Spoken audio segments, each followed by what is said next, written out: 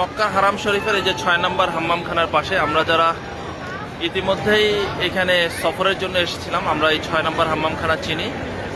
আর এই যেটা যে জাবালে ওমর জুমেরা, এই বিল্ডিংটা সম্পর্কে তো আমরা সকলেই জানি আলহামদুলিল্লাহ।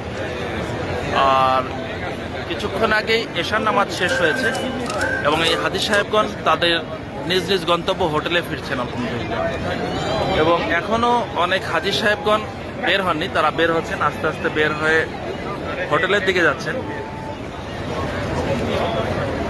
আলহামদুলিল্লাহ আজকে আবহাওয়া অনেক ভালো আছে। রাতে দিনের বেলা অনেক বেশি গরম ছিল, সন্ধ্যার আগে কিছুক্ষণ আগেই অর্থাৎ আসরের পরপর বৃষ্টি হয়েছে, তারপর থেকে আবহাওয়া খুবই ভালো, সহনীয় পর্যায়ে আছে আলহামদুলিল্লাহ। আর কিছুক্ষণের মধ্যে এখানে যে ভিড় দেখছেন, এই ভিড়টা কিছুক্ষণের মধ্যেই কমে যাবে, কারণ যত রাত হয় তখন ভিড়গুলো কমে যায়।